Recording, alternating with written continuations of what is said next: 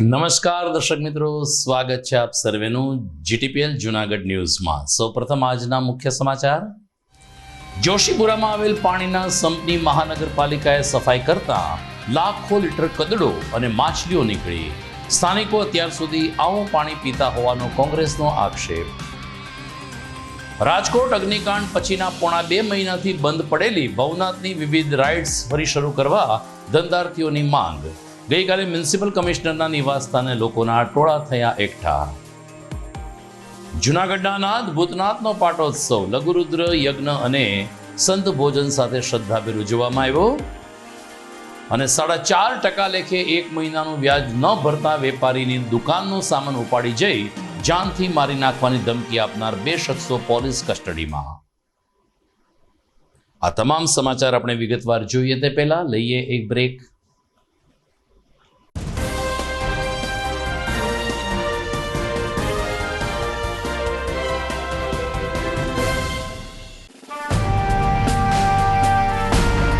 છેલ્લા 1 દાયકામાં માત્ર જૂનાગઢ જ નહીં પરંતુ સૌરાષ્ટ્રના અનેક દર્દીઓને જીવતદાન આપી આશીર્વાદરૂપ બની ચૂકેલ કેજે મલ્ટી સ્પેશિયાલિસ્ટ હોસ્પિટલ હવે કેન્સર જેવા ગંભીર રોગની સારવાર માટે પણ શરૂ કરે છે કેજે hospital cancer and super speciality, જ્યાં ઉપલબ્ધ રહેશે અમદાવાદના નામાંકિત કેન્સર રોગના નિષ્ણાત તબીબો। અત્યંત આધુનિક મશીનથી કેન્સરની સારવાર હવે ઘર આંગણે। ફ્રી ઓપીડી, નિષ્ણાંત તબીબોનું માર્ગદર્શન, રેડિયેશનની આધુનિક સારવાર। જૂનાગઢની સૌથી આધુનિક કેન્સર સારવાર એટલે કેજે hospital cancer and super specialist. વિશેષ સુવિધા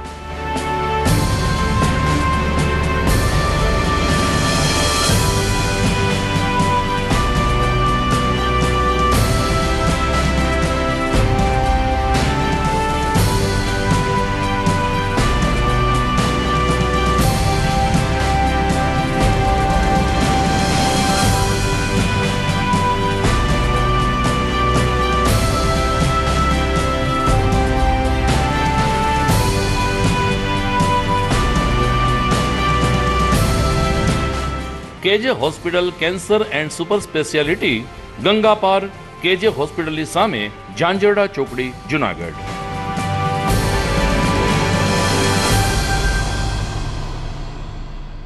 Good morning. This is Junagadh.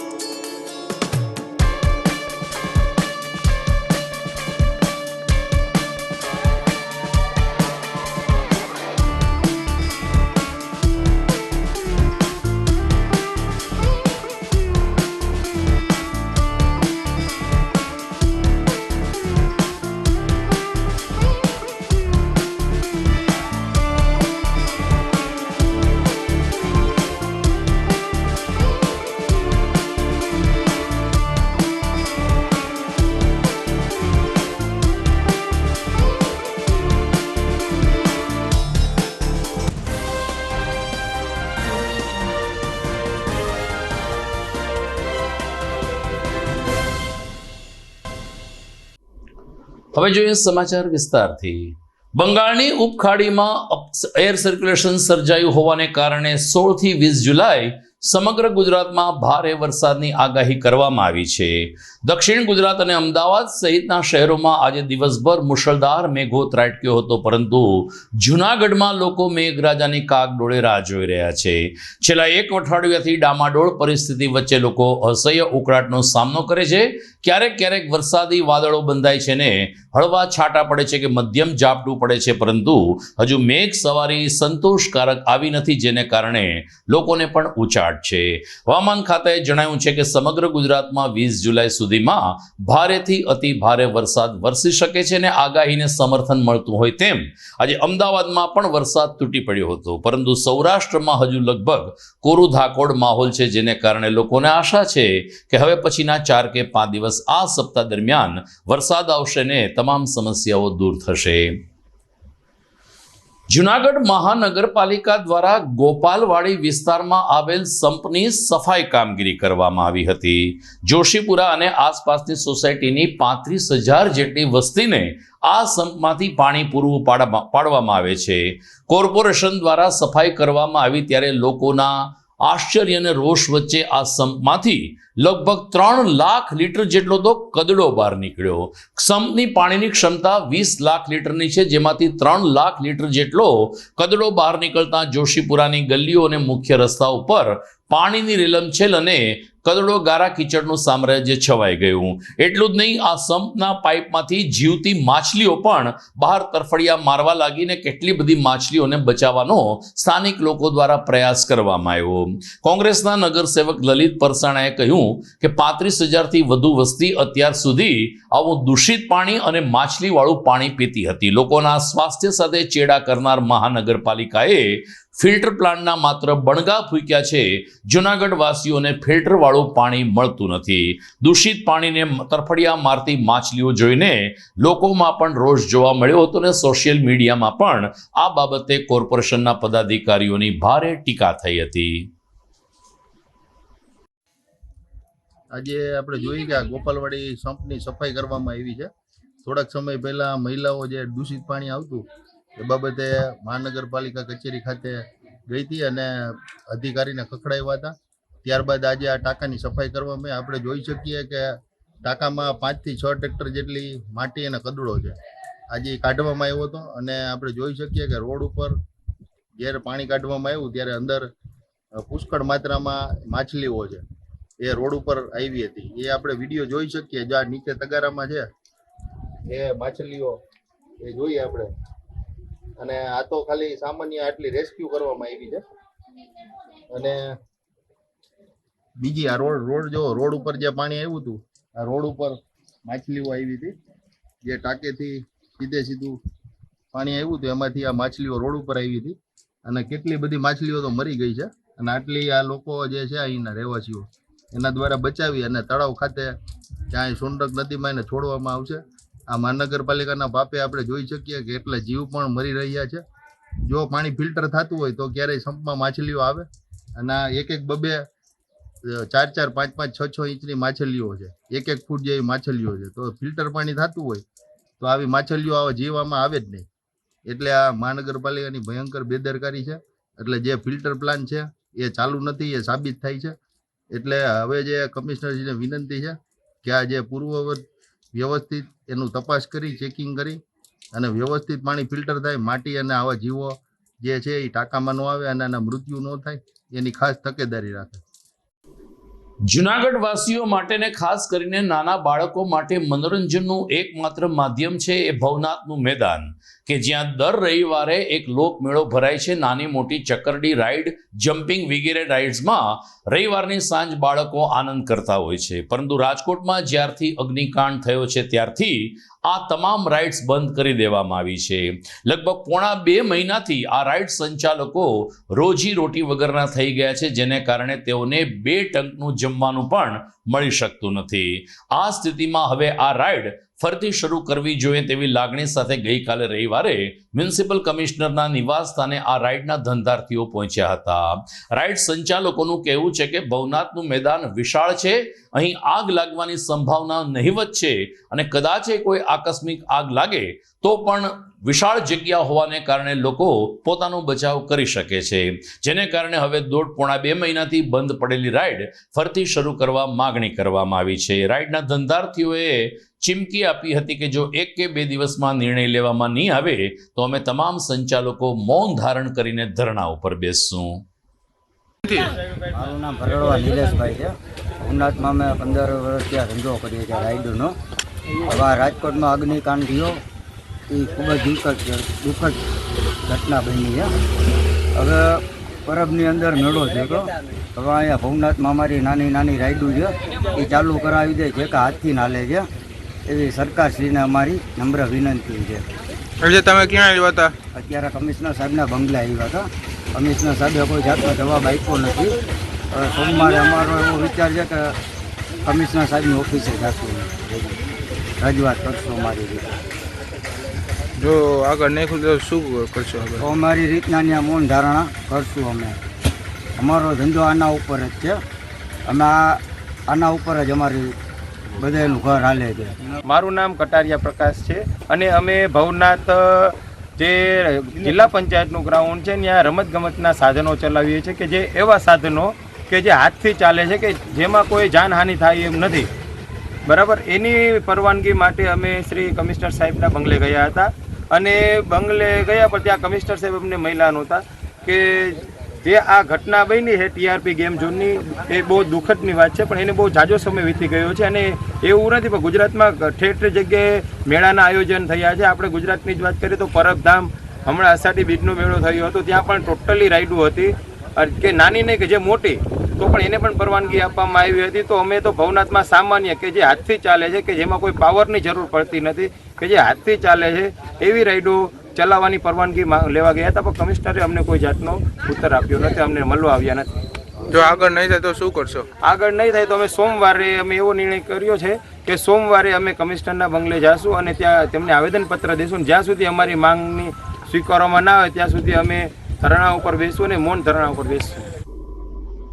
દર્શક મિત્રો, સમાચારમાં સમય થઈ ગયો છે એક વિરામનો.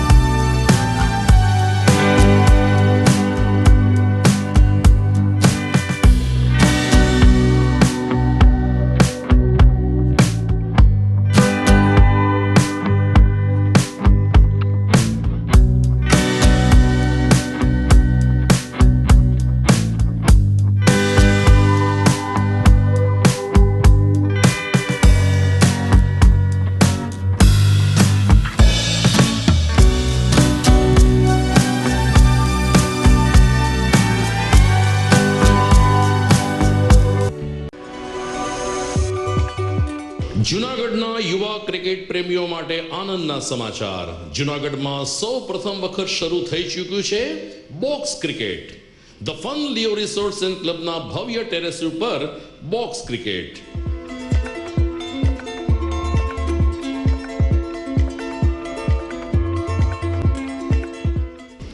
બોક્સ ક્રિકેટ નોંધી લેશો સમય સવારે 6 થી બપોરે 12 અને સાંજે 6 થી રાત્રિના 12. વ્યવસાયકારો નોકરિયાત વર્ગ માટે ખાસ રાત્રિનો સમય પણ શરૂ કરવામાં આવ્યો છે.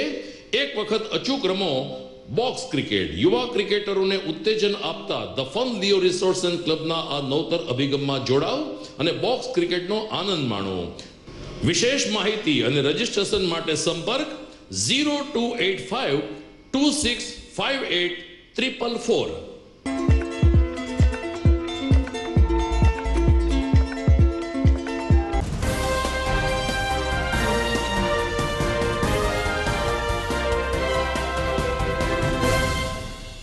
વિરામ બાદ આપનું સ્વાગત છે.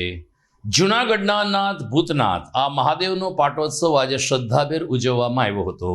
અષાઢ સુદ નોમને દિવસે ભૂતનાથ દાદાના શિવલિંગનું પ્રાગટ્ય થયું હોવાની ધાર્મિક માન્યતા અને શ્રદ્ધાને આધારે દર વર્ષે અષાઢ સુદ નોમને દિવસે ભૂતનાથ દાદાનો પાટોત્સવ મનાવવામાં આવે છે.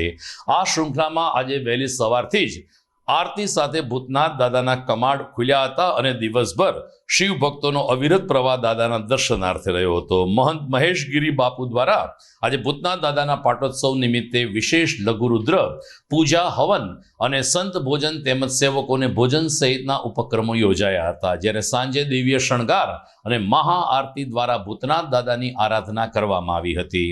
છેલ્લા 54 વર્ષથી ભૂતનાથ મંદિરમાં ભૂદેવ તરીકે સેવા આપનાર કૃષ્ણકુમાર જોશીએ જણાવ્યું કે ભૂતનાથ દાદાનું એક વિશેષ મહત્વ છે અને પાછલા કેટલાક સમયમાં ભૂતનાથ મંદિરનો વિકાસ પણ અદ્ભુત રીતે થયો છે. ભોળાનાથની સાથે સાથે અહીં બીજા પણ દેવી દેવતાઓના સ્થાનકો ઉપલબ્ધ કરવામાં આવ્યા છે, જેને કારણે તમામ લોકો શ્રદ્ધાથી ભૂતનાથ શિવ મંદિરની મુલાકાત લે છે. મહંત મહેશગીરી બાપુએ તમામ શિવ ભક્તોને દાદાના પાટોત્સવની શુભકામના પાઠવી અને શ્રદ્ધાભેર ઉજવવામાં આવ્યો તે અંગે સંતોષ પણ વ્યક્ત કર્યો. આ યજ્ઞ દિનેશભાઈ કોટેચા પરિવાર યજમાન પદે હાજર રહ્યો હતો. આજે જૂનાગઢનો નાથ જય ભૂતનાથ એવા ભૂતનાથ દાદા જે જૂનાગઢના નગર દેવતા છે, એમનો પાટોત્સવ પ્રાકટ્ય ઉત્સવ છે અને એના ઉપલક્ષ્યમાં આજે ભાવિકો દર્શન કરી રહ્યા છે. અહીંયા બધા વિદ્વાન બ્રાહ્મણો દ્વારા ભૂતનાથ દાદાનો મહાઅભિષેક કરાયો સવારમાં. તે બાદ હોમાત્મક લઘુરુદ્ર થઈ રહ્યો છે અને બપોરે બ્રાહ્મણ અને સંત ભોજન પ્રસાદી અહીંયા રાખવામાં આવી છે. તો આ પાટોત્સવ એક અદ્ભુત અને ભવ્ય તરીકે, ધાર્મિક તરીકે ઉજવાઈ રહ્યો છે. એ બદલ જૂનાગઢવાસીઓને હું ખૂબ ખૂબ શુભેચ્છાઓ પાઠવું છું. જય ભૂતનાથ. મારું નામ કૃષ્ણકાંત દુર્ગાશંકર જોશી, ભૂતનાથ મહાદેવ મંદિરનો આચાર્ય છું. 54 વર્ષીય સેવા આપું છું. ભૂતનાથ મહાદેવ મંદિર એમને પ્રાગટ્ય અષાઢ સુદ નોમને દિવસે ભગવાન સ્વયંભૂ પ્રગટ થયા, જેને 700 વર્ષ જેવો સમય થવા આવ્યો છે. અને ભૂતનાથ મહાદેવની પ્રણાલિકા પ્રમાણે એમના જે કોઈ મહંતો છે એ દર વર્ષે એમની જે આ પાટોત્સવ એટલે કે આ નોમ આવે ત્યારે હોમાત્મક લઘુરુદ્ર કરી અને આમનું ઉજવણું કરીએ છીએ. એ જ પ્રમાણે અત્યારે અમારા ભૂતનાથ મહાદેવના મહંત શ્રી મહેશગીરી બાપુ, ગુરુ શ્રી અમૃતગીરી બાપુ, કમંડલ કુંડના મહંત તેમજ એના મહંત એ સુખડ અખાડાના મહંત શ્રી એમણે આયોજન કરેલ છે અને 11 બ્રાહ્મણો દ્વારા આ લઘુરુદ્ર કાર્ય કરવામાં આવે છે. જૂનાગઢમાં બહુ ઓછા લોકોને ખબર છે કે જવાહર રોડ ઉપર એક નાના ભૂતનાથનું સ્વરૂપ પણ પૂજાઈ રહ્યું છે.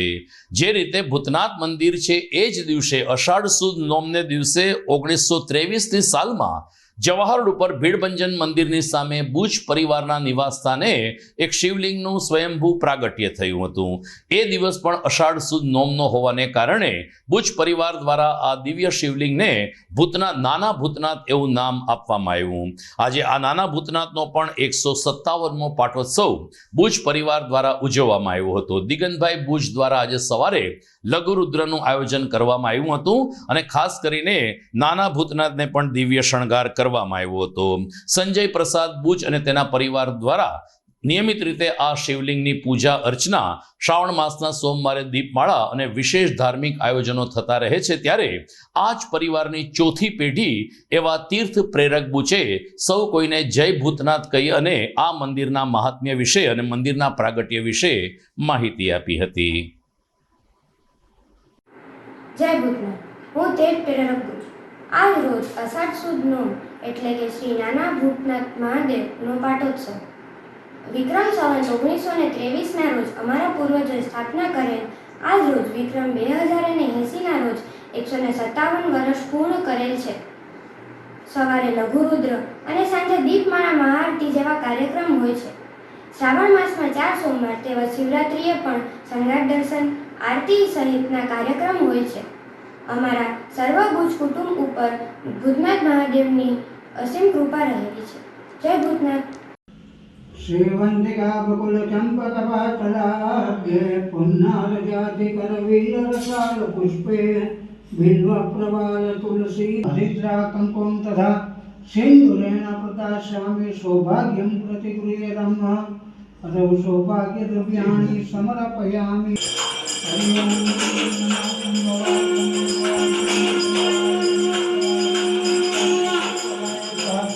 ओम દર્શક મિત્રો, સમાચારના અંતિમ ચરણમાં આગળ વધીએ તે પહેલા લઈએ એક વિરામ.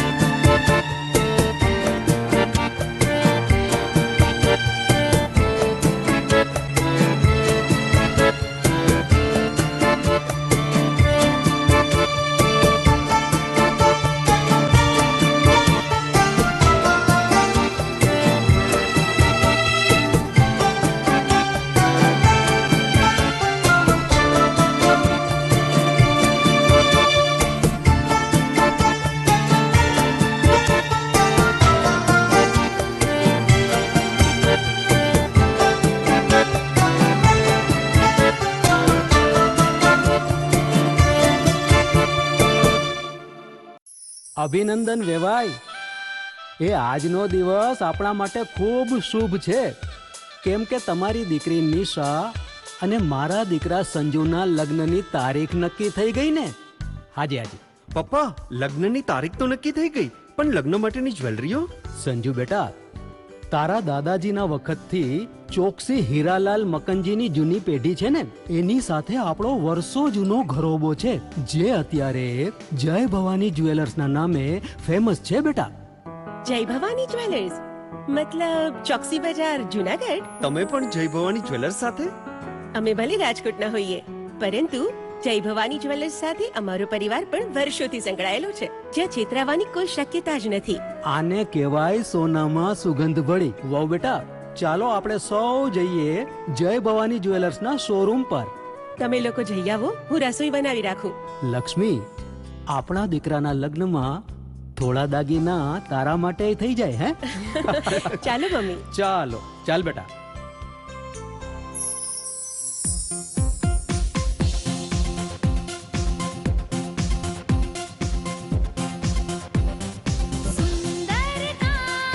વ્યાજબી દામ, એક જ નામ, જય ભવાની જ્વેલર્સ. તહેવાર વ્યવહાર, બંગડી વીટી હાર, ડિઝાઇન અપાર, જય ભવાની જ્વેલર્સ, જય ભવાની જ્વેલર્સ.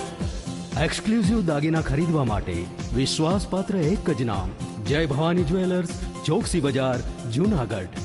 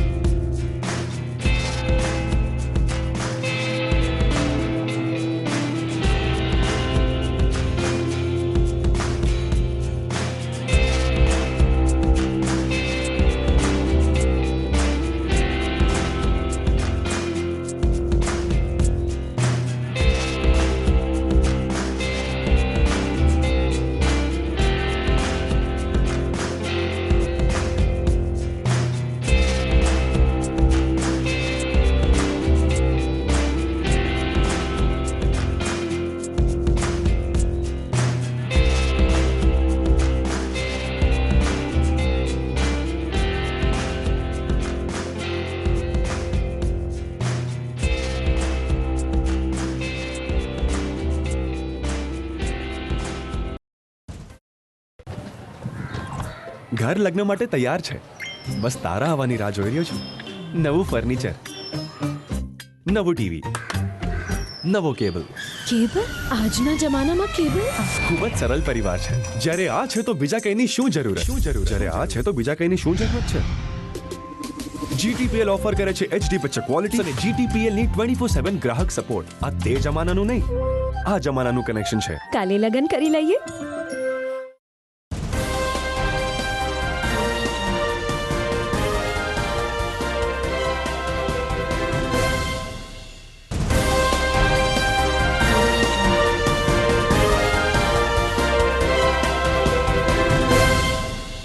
વિરામ બાદ આપનું સ્વાગત છે. જૂનાગઢમાં રાજગોર બોર્ડિંગ ખાતે રહીને અભ્યાસ કરતા 150 થી વધુ વિદ્યાર્થીઓને ગઈકાલે સન્માનિત કરવામાં આવ્યા હતા. રાજગોર વિદ્યાર્થી ભવન ખાતે આ સન્માન સમારંભ યોજાયો, જેમાં સૌરાષ્ટ્રના અગ્રણી કેળવણીકાર ગીજુભાઈ ભરાડ પણ ખાસ હાજર રહ્યા હતા અને તેમણે રાજગોર સમાજના લોકોને શૈક્ષણિક માર્ગદર્શન પૂરું પાડ્યું હતું. પૂર્વ ધારાસભ્ય ભીખાભાઈ જોશી તેમજ કાળુભાઈ વગેરેને હસ્તે વિદ્યાર્થીઓને સન્માનિત કરવામાં આવ્યા હતા. તો સમાજ શ્રેષ્ઠીઓનું પણ અદકેરું સન્માન કરીને રાજગોર બ્રાહ્મણ જ્ઞાતિના લોકોએ પોતાના આ સન્માન સમારંભને સફળ બનાવ્યો હતો. આયોજકોએ કહ્યું કે જે બોર્ડિંગમાં રહીને જે વિદ્યાર્થીઓ અભ્યાસ કરે છે તેઓમાં ઉત્સાહમાં વધારો થાય તે માટે 150 થી વધુ રાજગોર બ્રાહ્મણ સંતાનોનું સન્માન કરવામાં આવ્યું છે, જેમાં મોટી સંખ્યામાં જ્ઞાતિના આગેવાનો ઉપસ્થિત રહ્યા હતા. નામ રજનીભાઈ મહેતા, હાલ જુનાગઢ, અને આપણે રાજગોર બોર્ડિંગ વિદ્યાર્થી ભુવન, બરાબર, અને 150 વિદ્યાર્થીને ઇનામ વિતરણ બધું કરવામાં આવ્યું છે અને એના વાલીઓ પણ આવ્યા છે અને મહેમાનો પણ આવ્યા છે. ગીજુભાઈ ભરાડ છે, જોશી બાપા છે અને નીલકંઠ સ્વામી પણ હમણાં આવવાના છે, આવી ગયા છે, અને બીજા તો બરાબર બધા આવી ગયા છે મહેમાનો, અને બધાને 150 વિદ્યાર્થીને ફૂલે ફૂલ બધાને ઇનામ આપવામાં આવશે. અને રાજગોર બોર્ડિંગ વિદ્યાર્થી ભુવન, હર હર મહાદેવ. મારું નામ સુરેશભાઈ મહેતા.